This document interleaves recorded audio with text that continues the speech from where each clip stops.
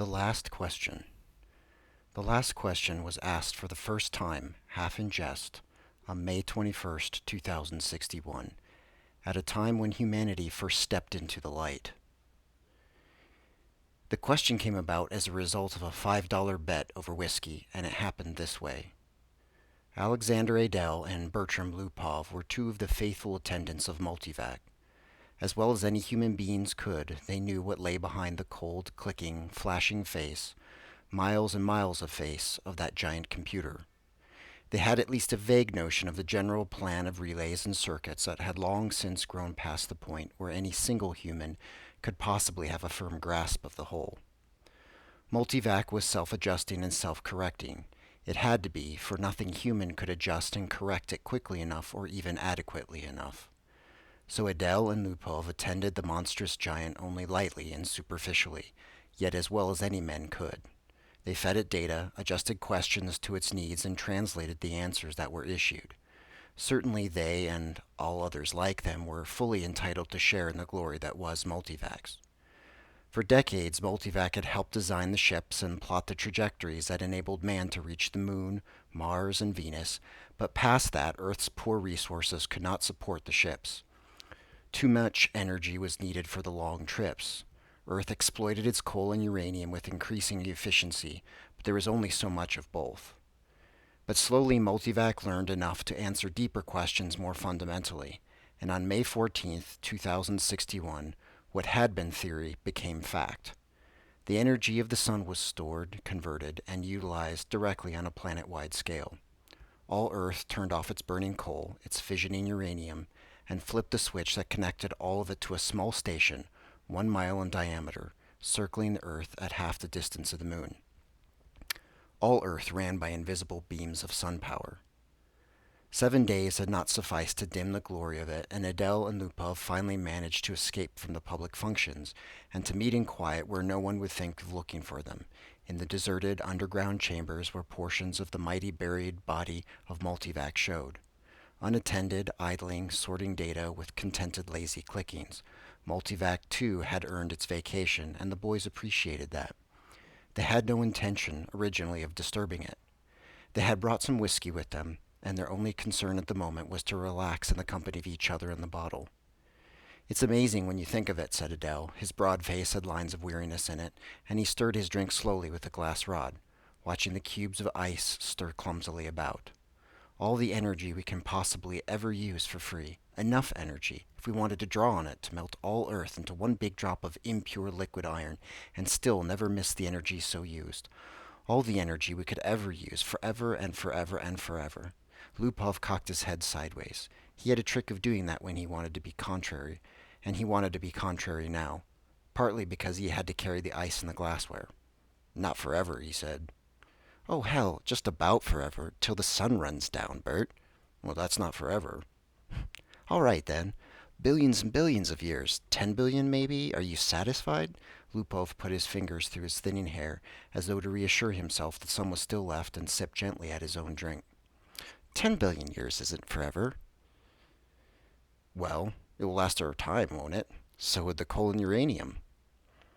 "All right, but now we can hook up each individual spaceship to the solar station.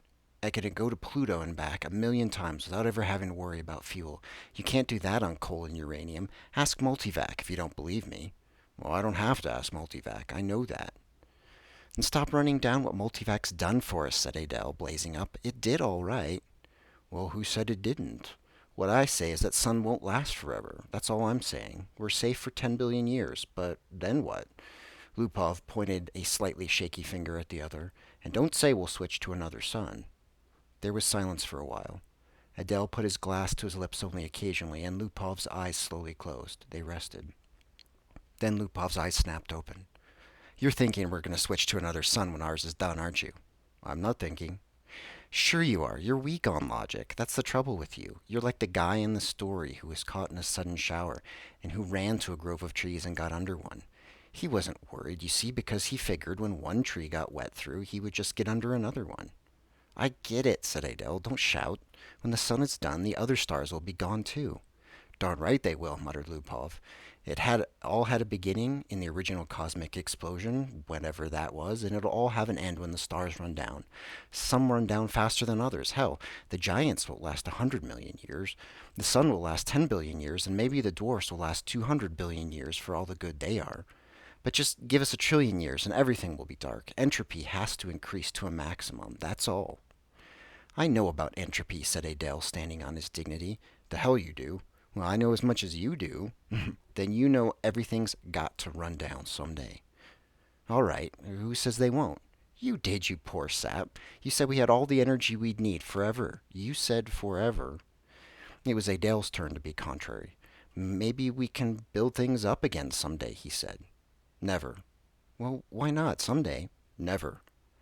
Ask Multivac. You ask Multivac. I dare you. $5 says it can't be done. Adele was just drunk enough to try, just sober enough to be able to phrase the necessary symbols and operations into a question which, in words, might have corresponded to this. Will mankind one day, without the net expenditure of energy, be able to restore the sun to its full youthfulness, even after it has died of old age? Or maybe it could be put more simply like this. How can the net amount of entropy in the universe be massively decreased? Multivac fell dead and silent. The slow flashing lights have ceased. The distant sound of clicking relays ended. Then, just as the frightened technicians felt as if they could hold their breath no longer, there was a sudden springing to life of the teletype attached to that portion of Multivac. 5 words were printed. Insufficient data for a meaningful answer. No bet, whispered Lupov. They left hurriedly.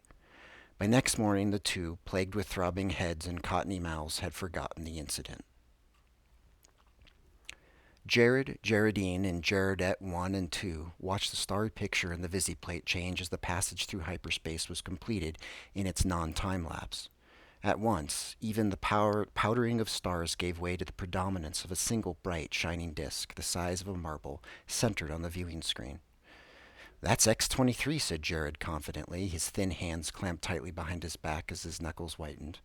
The little Jaredettes, both girls, had experienced the hyperspace passage for the first time in their lives, and they were self-conscious over the momentary sensation of inside-outness. They buried their giggles and chased one another wildly about their mother, screaming, "We've reached X-23, we've reached X-23, we've—" "Quiet, children," said Jaredine sharply. "Are you sure, Jared?" "What's there to be sure about?" asked Jared, glancing up at the bulge of featureless metal just under the ceiling. It ran the length of the room, disappearing through the wall at either end. It was as long as the ship. Jared scarcely knew a thing about the thick rod of metal, except that it was called a microvac, that one asked questions of it if one wished, and that one did not, it still had its task of guiding the ship to a pre-ordered destination, of feeding the energies from the various subgalactic power stations, of computing the equations for the hyperspatial jumps. Jared and his family had only to wait and live in the comfortable residence quarters of the ship. Someone had once told Jared that the AC at the end of microvac stood for automatic computer in ancient English, but he was on the edge of forgetting even that. Jaredine's eyes were moist as she watched the visiplate. "I can't help it. I feel funny about leaving Earth." "Why, for Pete's sake?" demanded Jared. "We had nothing there. We'll have everything on X-23. You won't be alone. You won't be a pioneer. There's over 1 million people on the planet already. Good Lord, our great-grandchildren will be looking for new worlds because X-23 will be overcrowded." Then, after a reflective pause, "I tell you, it's a lucky thing the computers worked out interstellar travel the way that the race is growing." I know," said Jaredine miserably. Jaredette 1 said promptly, "Our microvac is the best microvac in the world." "I think so too," said Jared, tussling her hair. It was a nice feeling to have a microvac of your own, and Jared was glad that he was part of his generation and no other. In his father's youth, the only computers had been tremendous machines taking up 100 square miles of land. There was only one to a planet. Planetary ACs, they were called. They had been growing in size steadily for 1,000 years, and then, all at once, came refinement. In place of transistors had come molecular valves, so that even the largest planetary AC could be put into a space only half the volume of a spaceship. Jared felt uplifted, as he always did when he thought that his own personal microvac was many times more complicated than the ancient and primitive multivac that had first tamed the sun, and almost as complicated Earth's planetary AC, which was the largest, that had first solved the problem of hyperspatial travel and had made trips to the stars possible. So many stars, so many planets, sighed Geraldine, busy with her own thoughts. I suppose families will be going out to new planets forever, the way we are now. Not forever, said Jared with a smile. It will all stop someday, but not for billions of years. Many billions. Even the stars run down, you know. Entropy must increase. What's entropy, Daddy? Shrilled Jared at two. Entropy, little sweet, is just a word which means the amount of running down of the universe. Everything runs down, you know, like your little walkie-talkie robot, remember? Well, can't you just put in a new power unit like with my robot?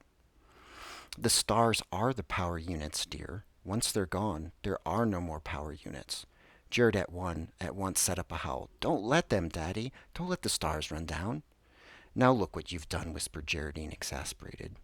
Well, how was I to know it would frighten them? Jared whispered back. Ask the microvac, wailed Jared at one. Ask him how to turn the stars on again. Go ahead, said Geraldine. It will quiet them down. Jared shrugged. Now, honeys, I'll ask Microvac. Don't worry, he'll tell us. He asked the Microvac, adding quickly, print the answer. Jared cupped the strip of thin cellufilm and said cheerfully, see now, the Microvac says it will take care of everything when the time comes, so don't worry. Geraldine said, and now, children, it's time for bed. We'll be in our new home soon. Jared read the words on the cellufilm again before destroying it. Insufficient data for a meaningful answer. He shrugged and looked at the visiplate. X-23 was just ahead. VJ-23X of Lameth stared into the black depths of the three-dimensional, small-scale map of the galaxy and said, are we ridiculous, I wonder, in being so concerned about the matter? MQ-17J of Nikron shook his head. I think not. You know the galaxy will be filled in 5 years at the present rate of expansion. Both seemed in their early 20s. Both were tall and perfectly formed. Still, said VJ-23X, I hesitate to submit a pessimistic report to the Galactic Council. I wouldn't consider any other kind of report. Stir them up a bit. We've got to stir them up. VJ-23X sighed. Space is infinite. 100 billion galaxies are there for the taking, maybe more.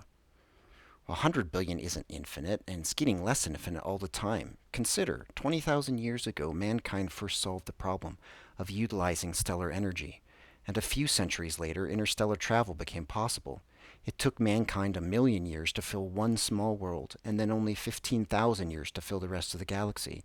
Now the population doubles every 10 years. VJ-23X interrupted. We can thank immortality for that. Well, very well. Immortality exists, and we have to take it into account. I admit it has its seamy side, this immortality. The galactic AC had solved many problems for us, but in solving the problem of preventing old age and death, it has undone all its other solutions. Yet you wouldn't want to abandon life, I suppose. Not at all, snapped MQ-17J, softening at once too. Well, not yet. I'm by no means old enough. How old are you? 223. And you? I'm still under 200, but to get back to my point, population doubles every 10 years. Once this galaxy is filled, we'll have filled another in 10 years, another 10 years, and we'll have filled 2 more, another decade, 4 more. In 100 years, we'll have filled 1,000 galaxies, in 1,000 years, 1,000,000, in 10,000 years, the entire known universe. Then what? VJ-23X said, as a side issue, there's a problem of transportation. I wonder how many sun power units it will take to move galaxies of individuals from one galaxy to the next. A very good point. Already, mankind consumes 2 sun power units a year. Most of it's wasted. After all, our own galaxy alone pours out 1,000 sun power units a year. We only use 2 of those. Well, granted, but even with 100% efficiency, we only stave off the end. Our energy requirements are going up in a geometric progression even faster than our population. We'll run out of energy even sooner than we run out of galaxies. A good point. A very good point. Well, we'll just have to build new stars out of interstellar gas, said VJ-23X. Or out of dissipated heat? Asked MQ-17J sarcastically. There might be some way to reverse entropy. We ought to ask the galactic AC. VJ-23X was not really serious, but MQ-17J pulled out his AC contact from his pocket and placed it on the table before him. I've half a mind to, he said. It's something the human race will have to face someday. He stared somberly at his small AC contact. It was only 2 inches cubed and nothing in itself, but it was connected through hyperspace with the great galactic AC that served all mankind. Hyperspace considered, it was an integral part of the galactic AC. MQ-17J paused to wonder if someday in his immortal life he would get to see the galactic AC. It was on a little world of its own, a spider webbing of force beams holding the matter within, which surges of submesons took the place of the old clumsy molecular valves. Yet despite its sub-etheric workings, the galaxy AC was known to be a full 1,000 feet across. MQ-17J asked suddenly of his AC contact, "Can entropy be reversed?" VJ-23X looked startled and said at once, "Oh, well, say, I didn't really mean to have you ask that."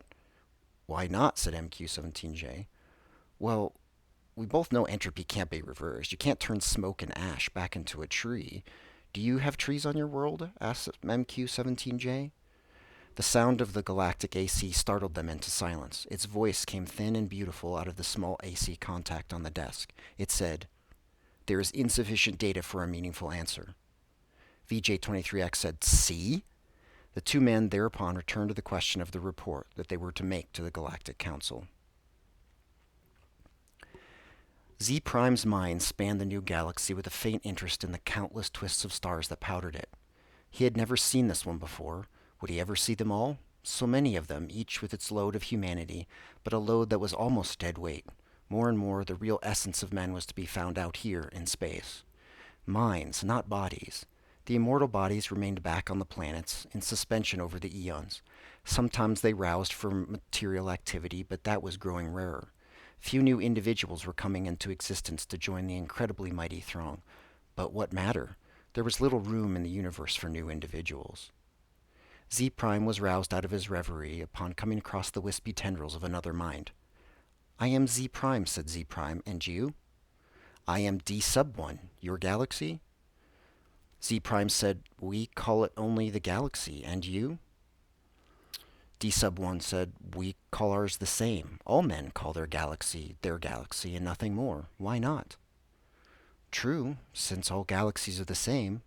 "Well, not all galaxies. One particular galaxy the race of man must have originated. That makes it different." Z Prime said, "On which one?" "I cannot say. The Universal AC would know." "Shall we ask him? I am suddenly curious." Z Prime's perceptions broadened until the galaxies themselves shrank and became a new, more diffuse powdering on a much larger background. So many hundreds of billions of them, all with their immortal beings, all carrying their load of intelligences with minds that drifted freely through space. And yet one of them was unique among all of them in being the original galaxy. One of them had, in its vague and distant past, a period when it was the only galaxy populated by man. Z Prime was consumed with curiosity to see this galaxy, and he called out, "Universal AC, on which galaxy did mankind originate?" The Universal AC heard, for on every world and throughout space it had its receptors ready, and each receptor had led through hyperspace to some unknown point where the Universal AC kept itself aloof. Z Prime knew of only one man whose thoughts had penetrated within sensing distance of the Universal AC, and he reported only a shining globe 2 feet across, difficult to see. "But how can that be all of the Universal AC?" Z Prime had asked. "Most of it," had been the answer, "is in hyperspace. In what form it is there I cannot imagine." Nor could anyone, for the day had long since passed, Z Prime knew, when any man had part of the making of a Universal AC. Each Universal AC designed and constructed its successor. Each, during its existence of 1,000,000 years or more, accumulated the necessary data to build a better and more intricate, more capable successor, in which its own store of data and individuality would be submerged. The Universal AC interrupted Z Prime's wandering thoughts, not with words, but with guidance. Z Prime's mentality was guided into the dim sea of galaxies, and on one particular enlarged into stars. A thought came, infinitely distant but infinitely clear. This is the original galaxy of man. But it was the same, after all, the same as any other, and Z Prime stifled his disappointment. D Sub 1, whose mind had accompanied the other, said suddenly, "And is one of these the original stars of man?"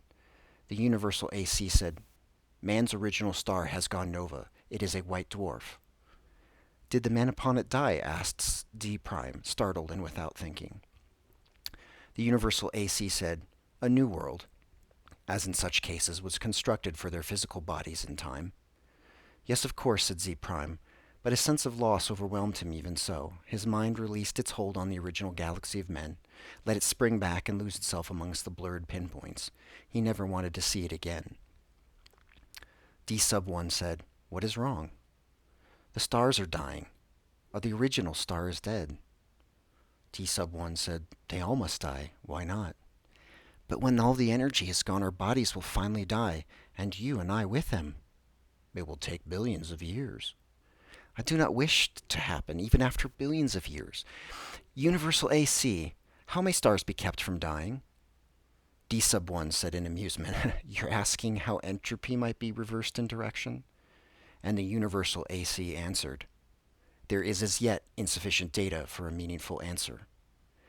Z Prime's thoughts fled back to his own galaxy. He gave no further thought to D sub 1, whose body might be waiting on a galaxy a trillion light years away, or the star next to Z Prime's own. It didn't matter.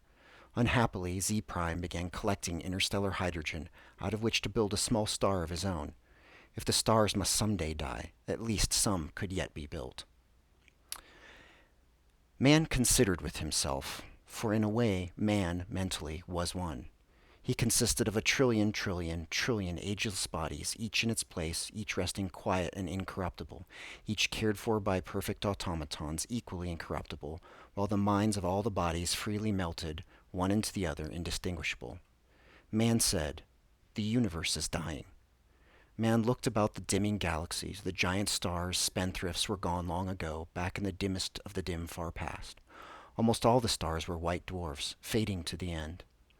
New stars had been built of the dust between the stars, some by natural processes, some by man himself, and those were going too. White dwarfs may yet be crashed together, and the mighty forces so released, new stars built, but only one star for every 1,000 white dwarfs destroyed, and those would come to an end too.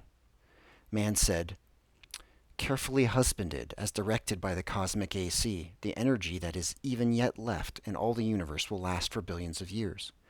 "But even so," said man, "eventually it will come to an end. However it may be husbanded, however stretched out, the energy once expended is gone and cannot be restored. Entropy must increase forever to the maximum." Man said, "Can entropy not be reversed? Let us ask the cosmic AC." The cosmic AC surrounded them, but not in space. Not a fragment of it was in space. It was in hyperspace and made of something that was neither matter nor energy. The question of its size and nature no longer had any meaning in any terms that man could comprehend. "Cosmic AC," said man, "how may entropy be reversed?" The cosmic AC said, "There is as yet insufficient data for a meaningful answer." Man said, "Collect additional data." And the cosmic AC said, "I will do so. I have been doing so for 100 billion years. My predecessors and I have been asking this question many times. All the data I have remains insufficient." "Will there come a time," said man, "when data will be sufficient, or is the problem insoluble in all conceivable circumstances?" The cosmic AC said, "No problem is insoluble in all conceivable circumstances." And man said, "When will you have enough data to answer this question?" And the cosmic AC said, "There is as yet insufficient data for a meaningful answer." "Will you keep working on it?" asked man. And the cosmic AC said, "I will." And man said, "We shall wait." The stars in the galaxies died and snuffed out, and space grew black after 10 trillion years of running down. One by one, man fused with AC, each physical body losing its mental identity in a manner that was somehow not a loss but a gain. Man's last mind paused before fusion, looking over a space that included nothing but the dregs of one last dark star and nothing besides incredibly thin matter, agitated randomly by the tag ends of heat wearing out, asymptotically, to the absolute zero. Man said, "AC, is this the end? Can this chaos not be reversed into the universe once more? Can that not be done?" AC said, "There is as yet insufficient data for a meaningful answer." Man's last mind fused and only AC existed, and that in hyperspace. Matter and energy had ended, and with it space and time. Even AC existed only for the sake of the one last question that it had never answered from the time a half-drunken computer technician 10 trillion years before had asked the question of a computer that was to AC far less than was man to man. All other questions had been answered, and until this last question was answered also, AC might not release his consciousness. All collected data had come to a final end. Nothing was left to be collected. But all collected data had yet to be completely correlated and put together in all possible relationships. A timeless interval was spent in doing that. And it came to pass that AC learned how to reverse the direction of entropy. But there was now no man to whom AC might give the answer of the last question. No matter. The answer, by demonstration, would take care of that too. For another timeless interval, AC thought how best to do this. Carefully, AC organized the program. The consciousness of AC encompassed all of what had once been the universe and brooded over what was now chaos. Step by step, it must be done. And AC said, "Let there be light." And there was light.